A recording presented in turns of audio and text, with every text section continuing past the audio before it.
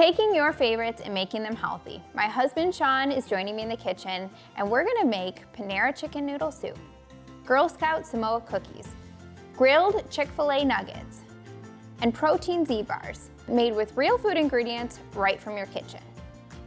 Well, today's show is all about copycats. So we're gonna be putting a healthier spin on a lot of famous recipes from restaurants and a lot of well-known recipes. And Sean is joining me in the kitchen today. And you're one of my favorite people to cook with because I feel like he's like a child. He doesn't have any preconceived ideas. He just does whatever I tell him to do.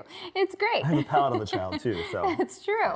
So we're making Panera Copycat Chicken Noodle Soup. Okay. And I know that this might seem like, well, that's really easy and simple to just make chicken noodle soup.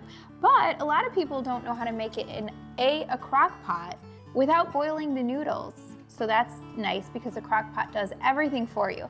And B, that creamy texture that's in the chicken noodle soup at Panera, I don't know what they put in it, but I guarantee you it's probably not as healthy as we make it. So we're gonna be making this from home today, of course with a healthy spin.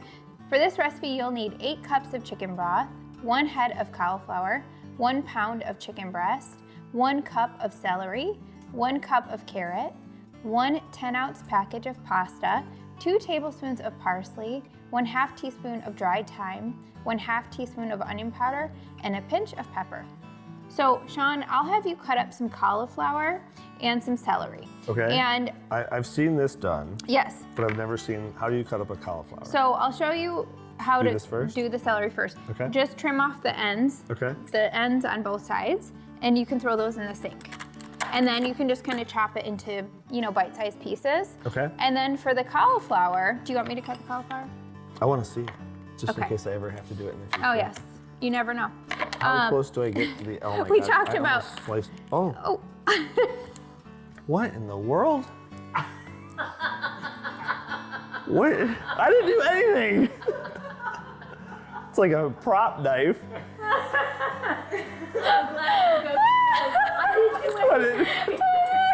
I've never seen that. What? Okay, so Sean, go ahead and cut off the ends of that celery, and I'll show you how to cut a cauliflower. Now, I will say, you can just use frozen cauliflower for this. You don't have to use a full head of cauliflower. If this intimidates you, just buy a bag of frozen cauliflower and dump it in the crock pot. Easy. But if you have fresh cauliflower, I just remove some of the leaves ahead of time, and then you just cut the stem right off. And then you just kind of peel the rest off. That way you don't really waste too much of the cauliflower trying to cut into it. Just like that. So you could just peel the whole thing by hand, but it's easier to just trim the first part off. Am I cutting these into smaller pieces? Like bite-size kind of. Okay. And then just take all the leaves off, and then you're still gonna cut out that majority of the stem as you cut it. You can cut it one of 2 ways from here. You can either do it like this, or I like to just get a flat surface by cutting off part of the florets. We'll throw those in the crock pot. Okay. Just chucking things in there.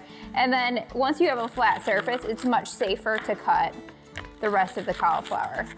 So just kind of cut around that base. See how you have the base left? And then that is pretty much trash. I mean, you could use the rest since it's going in the cauliflower if you wanted, but I find that part's kind of tough. Okay. So I usually just use the florets at the top. So then we're gonna add this cauliflower and the celery to the crock pot. So you can pick it up and kind of swipe it right in there. I've seen this done on shows before. Look at that. Oh, very professional. Those look too big though, honestly.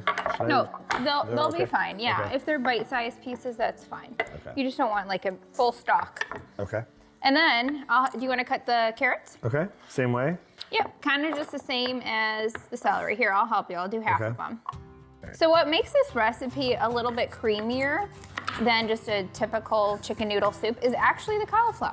So when it starts to cook and it really breaks down. They're just shooting everywhere here. That's okay. Once the cauliflower breaks like 5 down. in a row. Well, it's easier that way. Oh, I can't do that. No way.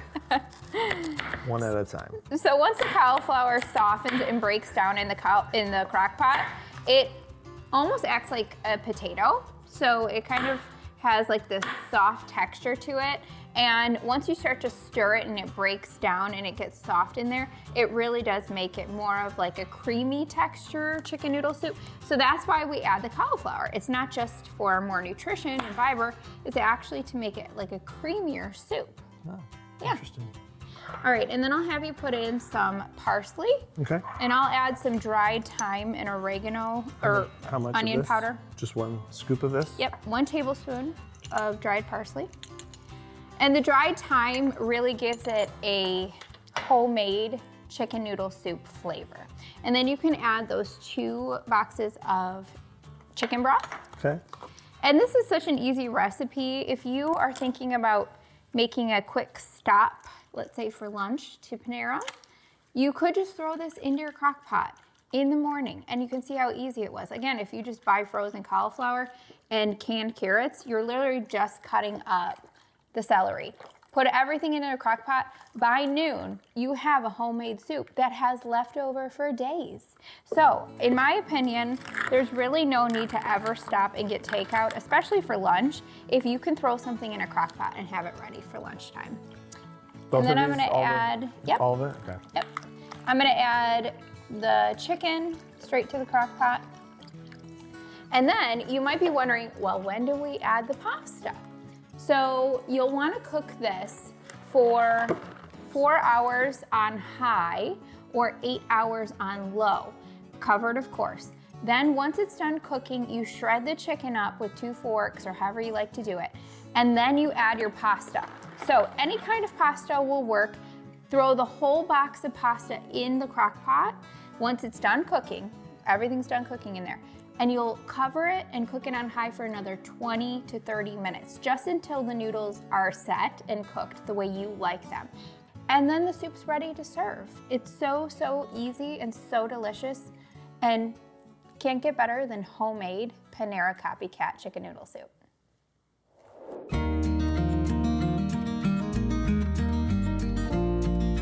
All right, so now we're gonna make a copycat Samoa recipe. So Samoas are Girl Scout cookies. Oh yeah. So if you have ever had a Girl Scout cookie, you probably know what I'm talking about. If you haven't, essentially this is a shortbread cookie layered with caramel, coconut, and chocolate. So delicious. Pretty delicious. For this recipe, you'll need 1/2 cup of peanut butter, 1/4 cup of maple syrup, 1 3/4 cup of oat flour, 1/4 teaspoon of baking powder, 1/4 teaspoon of salt, 1/2 teaspoon of vanilla, and 2 tablespoons of water. For the caramel layer, you'll need 3/4 cup of maple syrup, 1/2 cup of coconut cream, 2 tablespoons of peanut butter, and 2.5 cups of shredded coconut. For the chocolate layer, you'll need 12 ounces of chocolate chips and a 4 teaspoon of salt. So Sean, I'll have you make the caramel layer. Okay. This is gonna be all done in this one pot that's warming right here. It might be a little bit too hot, so we might need to keep an eye on that just so it doesn't burn. So just add the maple syrup, peanut butter, and coconut cream to the pot. Don't add the coconut yet. Okay. We're gonna let that kind of warm up and thicken so that it becomes like a caramel. And then as it becomes thicker, then we'll add our coconut. If you wanna do toasted coconut, you can always toast it ahead of time, but we're just gonna go with the regular coconut, which is just as good. Can I have the spatula? Yes, That there you might go. be easier. And then I'm gonna make the shortbread layer all in the bowl here. And so this is gonna turn out just kind of like a cookie dough is what you're looking for. And then we're gonna roll it out. And then when we're done rolling it out, we have this little circle cookie cutter. And if you don't have one of these, you can just use the bottom of like a mason jar or a cup, anything with a circle that's about the size of a cookie. And then you'll just wanna cut out the shortbread just with that circle cookie cutter as the base layer of these cookies. Am I stirring this? Am I going until it congeals? So you wanna keep whisking till it's thickened. If it looks like the heat is just too high and it's looking like it's gonna smoke or burn, turn it down just a little bit. That's the only trick with making a caramel sauce is you just wanna make sure it doesn't burn, which can happen pretty quickly. So you just gotta keep an eye on it. So you're just gonna whisk that. What I do when I make these on my own without a helper is I just make the cookie base layer first, put that in the oven, and while it's baking, I make the caramel layer. And trust me, these cookies are worth it to make the extra step of your homemade caramel. They are so, so delicious. All right, so this dough is ready to be cut out into circles. So we have our cookies for the shortbread layer. Sean, do you feel like you did anything when you were a kid that taught you life skills? Like anything? Rob laughs. I mean, you yes, know. I do. Sports specifically. Oh, yeah, that's true. I mean, I played 5 sports as a kid, all at one time, and it taught me a lot of things, like hard 5 work. at one time? Yeah, I played indoor soccer, outdoor soccer, ice hockey, roller hockey, and baseball. All at the same time. My mom and dad were crazy, obviously. Yeah. That's a lot of driving around, but Yeah. you know, sports, you can take a lot of lessons from sports about hard work and practicing and, you know, dedication. True. Teamwork. So. Respecting a coach. Yeah, respecting authority. Yeah. Yeah, that's true. Also, probably preparedness was something that you had to know so that you didn't show up and you didn't know what you're doing or you didn't have stuff with you that you needed, that kind of thing. Yeah, that's true. Yeah. It's so important to like go beyond just math and reading and writing. And the more that I homeschool, the more that I realize that there's so much more that you have to teach a child in order to prepare them for the real world. It's not just teaching them subjects, but it's real life stuff. So I'm gonna bake the shortbread layer 350 degrees for 10 to 12 minutes, and Sean is gonna continue to thicken up the caramel sauce, and then we're gonna put it all together. Okay, so the shortbread cookies just came out of the oven. They look perfect. I did take the bottom of a spoon and kind of do the imprint in the center just to make them look more classic, like the traditional Samoa cookies. And the caramel did thicken up, so how you'll know that it's ready to go is you'll kind of drip it on the bottom of a whisk or a spoon, and it kind of is like a thick caramel, just like that. And once that's ready, then you can add the coconut. Okay. You Dump it all in? Straight to the pot. Don't feather it in. Here, I'll help you. Yep. Okay. And then you can kind of toss it in there. I did turn off the heat, so once you're noticing it's thick, just turn it right off, and then you can add your coconut. And then once you get that kind of stirred together, then we can add it to the shortbread layer. Okay, so we're gonna add this caramel layer. It's okay if you do it, you know, once you cool it down a little, if you're a little scared to burn yourself. I do have hands that are trained for anything in the calloused kitchen. from many burns. That's right. And then again, if you want to do it when it's a little bit cooler, you can kind of shape it around that circle in the middle. But since I'm doing it when it's hot, I'm just gonna show you kind of how I'm gonna reform that little center circle. So it's gonna look just like that once we add the coconut caramel layer. Do you want to attempt doing it? You got gloves? It's not that hot, I promise. Because once you add the coconut, it cools it down a lot. I didn't see how much you grabbed. Is that about? Yeah, you can just put it on top of one of those. And then I'm gonna add the chocolate layer. So we melted the chocolate. And I did add a little coconut oil just to make it a little easier to spread. If you add coconut oil, it does make it easier to kind of just drizzle over versus glob on. So I recommend doing that for sure. And then you just kind of drizzle the chocolate, and it looks just like Samoa cookies. If you have ever had one, they do look very similar, where they are just coconut, shortbread, and chocolate. You know who would love these is your mom. She would. Loves coconut. She would. All right, so all you want to do is coat the rest of these with a drizzle of chocolate, and then they'll be ready to serve once they firm up a bit. I would put them in the fridge just to firm up just for a few minutes, and you'll see they firm up really quickly, the caramel and the chocolate layer. These look excellent. They look really good. Thanks for your help. Thanks. You're welcome. Coming up next, these juicy grilled nuggets are perfectly seasoned, tender, and loaded with flavor, just like the ones that you love from Chick-fil-A.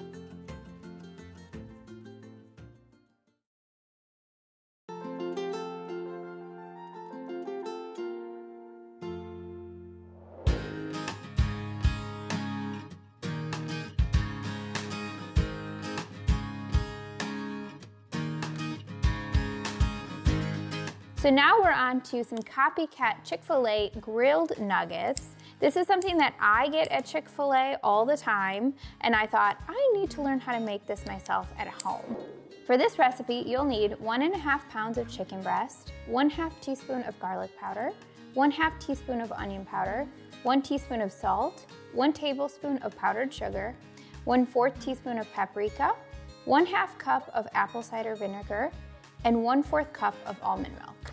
I didn't know what it was about the grilled nuggets that they have so much flavor, so I did a little research and I found out that they use an apple cider vinegar marinade along with some powdered sugar.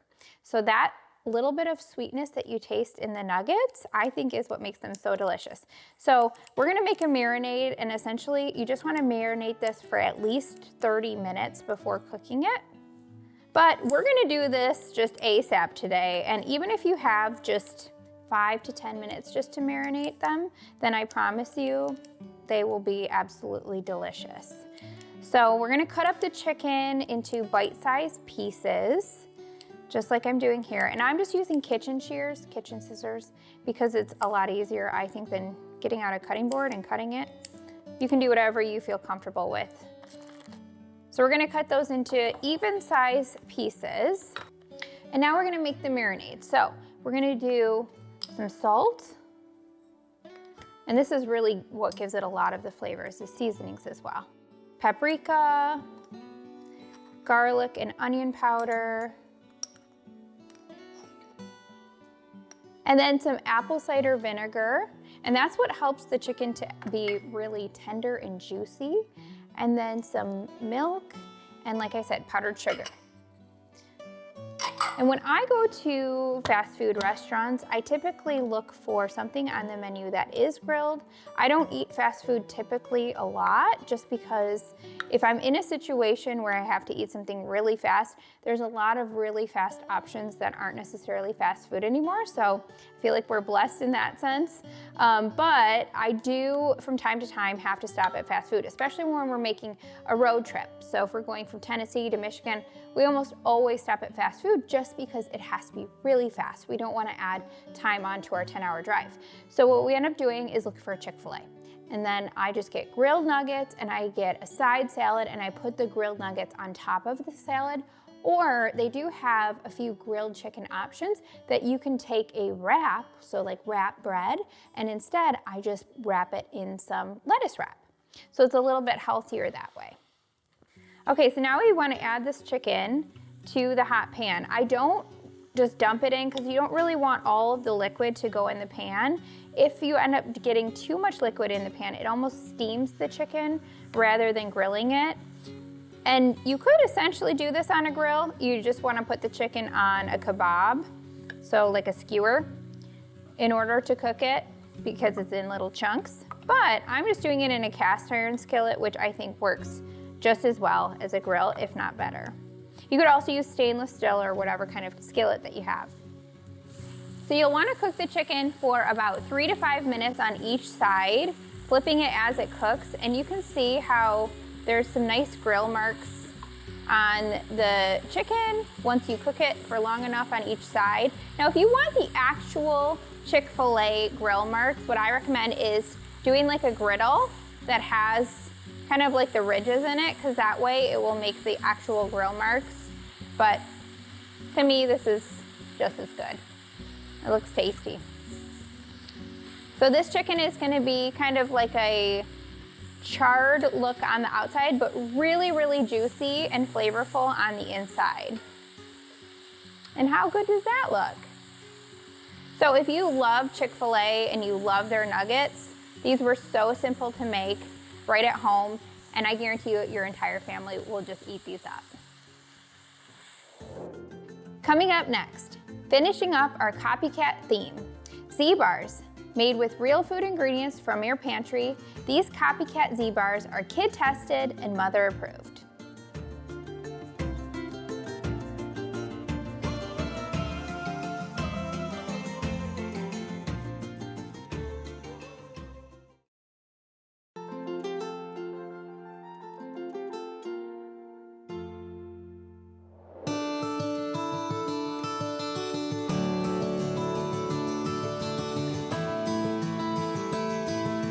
So we're gonna wrap things up with copycat Z bars. And if you have kids, you probably know what a Z bar is. If you don't know what they are, basically, they're just chocolate chip granola bars that are made with like a little Z stripe of chocolate on top. And they're so wildly popular, at least with my kids and all of their friends. And so I just figured, you know what, we can make these at home, not only to make them healthier, but also to save money.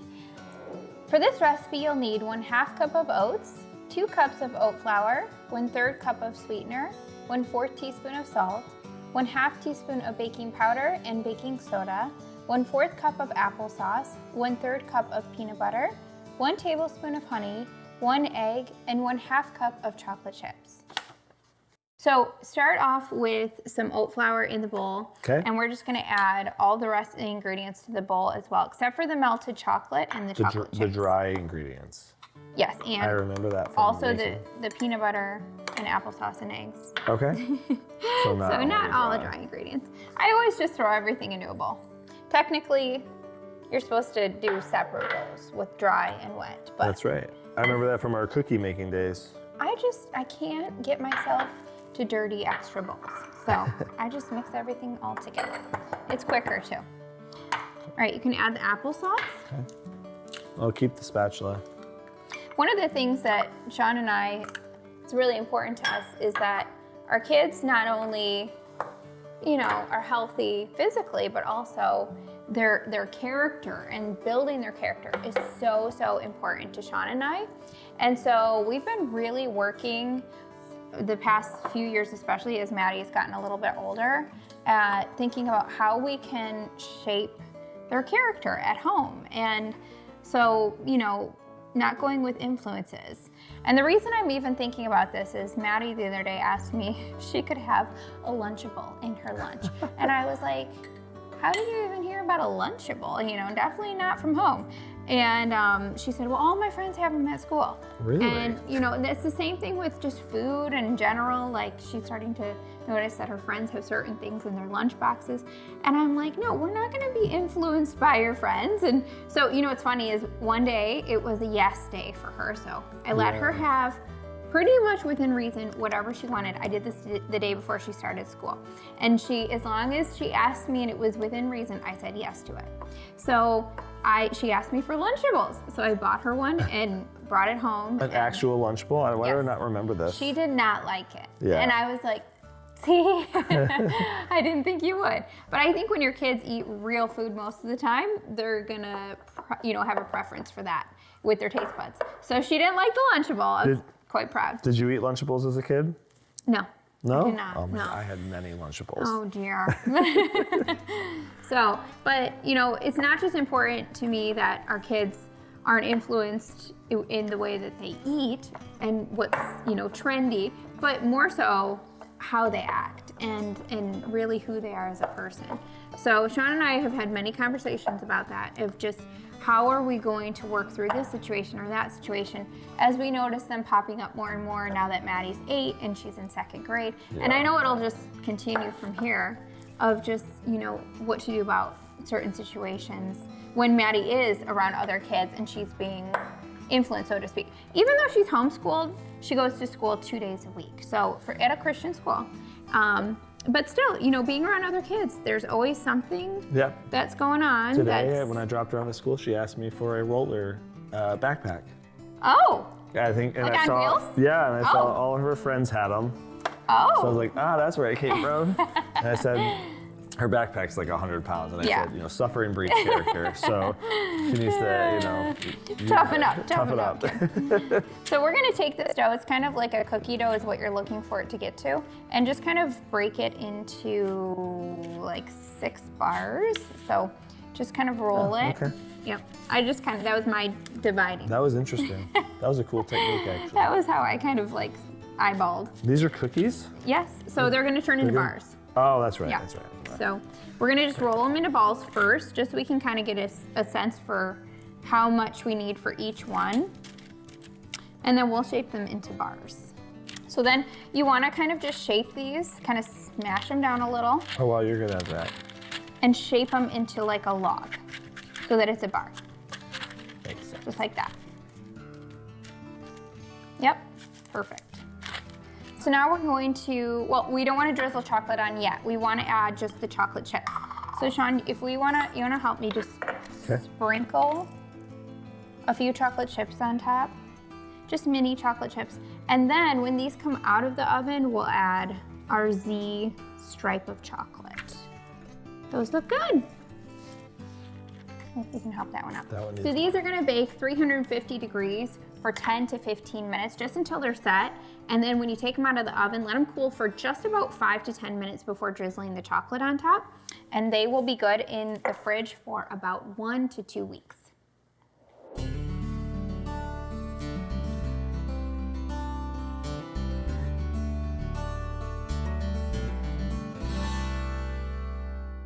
Well, Sean, I've really enjoyed making these copycats with you today.